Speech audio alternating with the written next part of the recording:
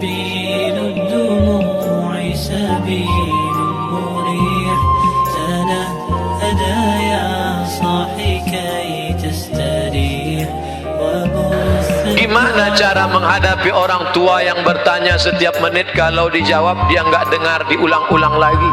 Akhirnya dijawab dengan suara keras, apakah saya termasuk anak durhaka?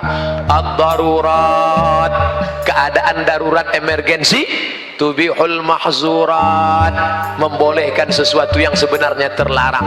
Kau bawa orang tuamu ke THT, telinga, hidung, tenggorokan, periksakan telinganya, nanti dipasang alat dengar. Dipasang alat dengar. Jangan kau baik, menantunya kurang ajar. Hai menantu, kau baru ketemu dengan suamimu itu umur 20-25 tahun. Selama ini yang membesarkannya siapa? Yang meregang nyawa melahirkannya siapa? Yang 9 bulan 10 hari mengandung siapa? Yang menyusukan 2 tahun siapa? Hari ini saat dia tidak bisa mendengar, membelikan alat dengarnya pun kau berhitung. Padahal kalau kau gendong dia dari Bandung sampai ke Makkah, kau bawa lagi pulang, belum tentu dapat menebus 1 tetes darahnya saat melahirkan engkau. Berapa jahitan robek dagingnya gara-gara melahirkan engkau. Bawa orang tuamu, senangkan dia, bahagiakan dia. Dosa terbesar di antara yang besar, pertama syirik, yang kedua uququl walidain. Kalau ada uang belikan, sehingga kau tidak perlu berteriak. Jangan sampai berteriak. Jangan sampai orang tuamu membawa HP ke servis HP. Nak, HP bapak ibu rusak ya. Diperiksa HP-nya nggak rusak, terus anaknya nggak ingat, dia tidak menelpon lagi. Berapa kali dia tidak jadi sholat duha karena kau kencing di kainnya. Berapa kali dia tidak jadi tahajud karena kau menangis sampai azan subuh tiba. Di hari tua ini bahagiakan dia, belikan makanan yang enak, pakaian, bawa dia jalan-jalan. Orang Cina, saudara kita dari Tionghoa, itu sangat menghormati orang tua. Saya pergi ceramah ke Kuala Lumpur, sampai di ke mall, Ustadz hari ini kita tidak ada ceramah jalan-jalan ke mall. Sampai ke atas saya lihat ada orang tua, satu baris orang tua, anak-anaknya menyuapkan makanan. Kenapa? Karena mereka percaya rezeki bisa dijolok, rezeki bisa ditarik dengan memuliakan orang tua. Orang tua kata dia hoki, dia percaya itu. Teorinya kita yang punya, tapi mereka yang mengamalkan. Mana baktimu pada orang tuamu? Jaga orang tuamu, jangan sampai nanti setelah dia mati meninggal dunia, barulah engkau menangis mencakar dinding. Penyesalan berakhir tak ada gunanya. Saya kalau sudah melihat ada anak menangis ketika ibunya meninggal, baru dia nangis, ini pasti nyesal karena tak berbakti. Mau saya antukkan aja kepala. Dulu waktu dia sehat, waktu dia hidup, kenapa kau biarkan? Sekarang setelah datang orang tua mau minjam uang 50.000 untuk buka puasa. Nah, pinjam 50.000, mama mau beli makan buka puasa. Sebentar ya ma, ku tanya istriku dulu. Tak ada gunanya kau jantan gagah perkasa, tak ada gunanya. Ini kalian yang sebelum nikah masih lajang, katakan dulu, do you marry me? Sudikah engkau menikah dengan aku? Mau jawab mau aja atau mau banget ya? Tapi engkau akan menjadi to be a second woman. Kau akan menjadi perempuan kedua. Yang pertama siapa? I love my mom. Aku milik suamiku, tapi suamiku milik ibunya. Karena surga di bawah telapak kaki ibu, walaupun kakinya kesemutan. Saya ingin bertanya Pak Ustadz, bagaimana jika kalau sudah janji menikahi seorang akhwat, namun jangka waktu berjalan, semakin saya lihat ketidakcocokan, terutama masalah akhlak. Apabila diberi bismillah, apabila dibatalkan atau bismillah dinikahi. Ada sebagian orang melihat orang kesempurnaannya. Manusia tidak akan sempurna. Man talaba akhan bil aibin baqiya bil akhin. Siapa yang mencari kawan sempurna seumur hidup tidak akan berkawan. Menikah bukan mencari kesempurnaan, tapi menutupi kekurangan. Kalau kurang-kurang dikit ya nggak apa-apa. Yang jadi masalah itu kurang manis, kurang cantik, kurang putih, kurang tinggi, kurang kaya. Kau sudah terjebak pada materialistis. Tungkahul mar'atul arba', perempuan dinikahi karena 4, 5 liha, karena hartanya, wali hasabiha, karena keturunannya, wali jamaliha, beautiful, wali diniha, karena agama. Ustaz, carikan saya yang ada 4-4-nya Pak Ustaz.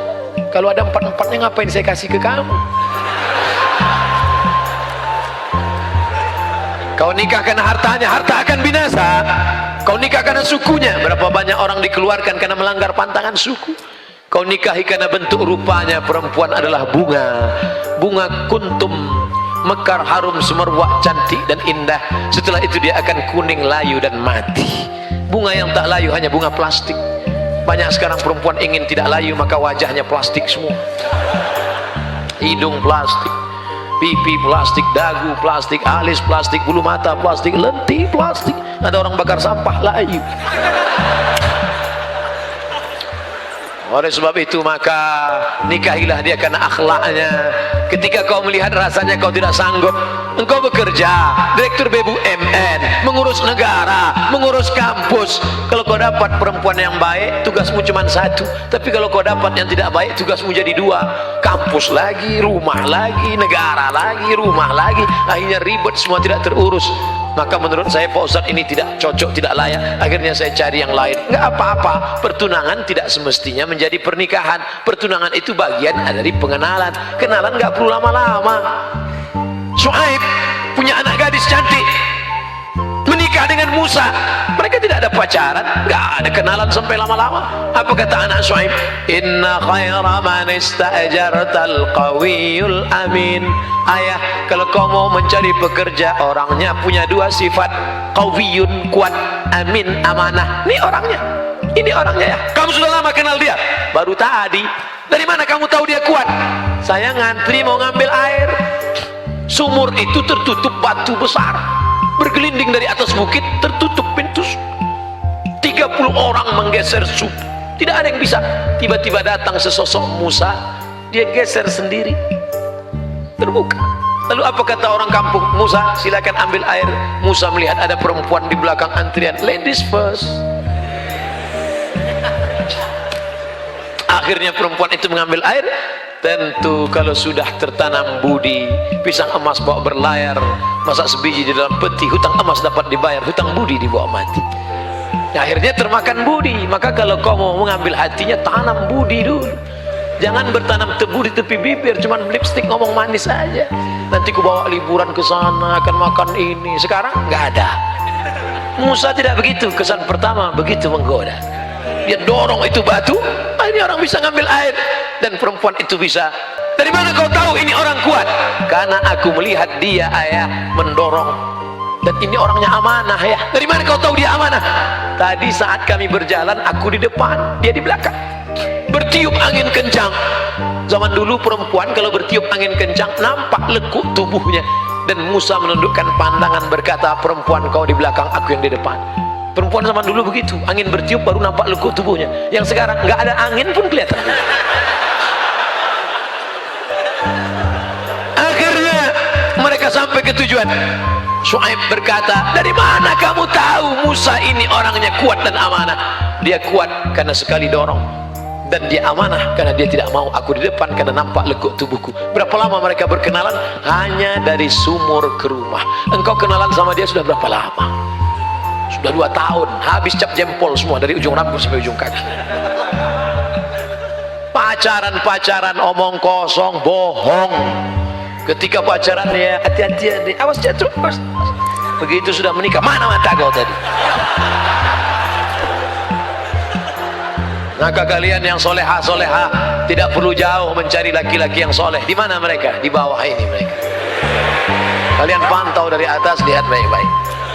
Yang bawah tak perlu melihat ke atas, karena mereka yang akan memilih kalian. Dilihatnya dari bawah. Enak nanti kalian ceritanya. Anak kalian pun enak cerita. Papa, gimana kenal sama mama dulu? Dulu ada tablik akbar di Masjid UPI. Siapa yang ceramah? Ustadz Abdul Somad. Mana Ustadz itu sekarang? Udah mati dimakan cacing. Terus gimana mama? Mama bisa kenal sama papa? Mama sudah ngelihat dari atas. Terus pas turun ke bawah, aku tidak mencari engkau, kau tidak mencari aku. Allah mempertemukan kita. Gimana bisa ketemu? Sama-sama nyari sendal di tempat rak yang sama. Pas lagi nunduk, kepala mama naik kepala. Pas naik ke atas,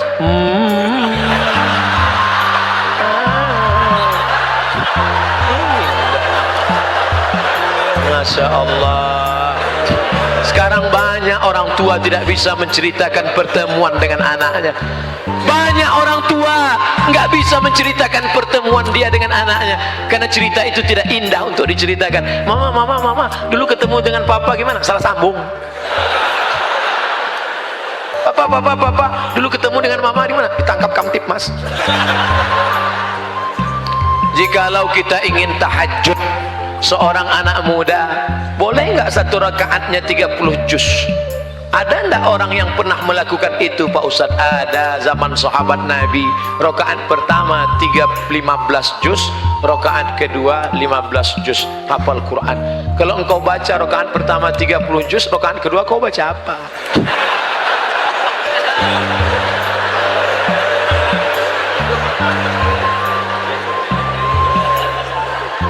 Gimana sholat sunat bisa 15 juz gimana? Saya nggak hafal Quran, kan ada Quran digital, download Quran digital. Sholat ngelihat boleh. Mana dalilnya sholat ngelihat HP boleh? Ada seorang laki-laki namanya Zakwan. Siapa namanya? Za, bukan za, pakai zal. Letakkan ujung lidah di gigi atas. Zakwan. Ada za, ada za, ada ja, ada lo. Jadi jangan sama. Ini nanti ijazah. Iya, namanya Zakwan. Zakwan jadi imam dan dia melihat mushaf. Itu dalil boleh sholat melihat mushaf. Maka nanti lihat, tapi letak kantong, jangan terlalu banyak gerakan, letak sini. Yang letaknya di belakang, disempit pula. Ghairil maghdubi 'alaihim waladdallin. Amin. Bismillahirrahmanirrahim. Alif lam mim. Dzalikal kitabu la raiba fihi hudal lil muttaqin. Tapi HP-nya dinonaktifkan. Ya nanti ada masuk. Ya sebentar.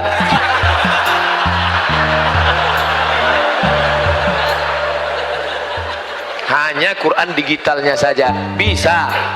Kapan mau coba? Nanti. Nah, nanti kalian kalau kebetulan umroh ingin sholat di belakang imam Masjid Nabawi, gak bisa ujuk-ujuk datang jam 4 di belakang, gak bisa. Masuknya jam 1. Ini imam Masjid Nabawi, masuk jam 1. Masuk jam 1, sholat sunat di situ. Booking tempat, duduk. Duduk situ, tunggu. Jam 2, jam 3, jam 4, jam 5 azan subuh. 4 jam. Ngapain jam 4? Ngapain 4 jam di situ? Sholat. 1 rakaat 1 juz. 4 rakaat 4 juz. Caranya lihat Quran. Tegak lihat. Begitu pas hampir azan batal.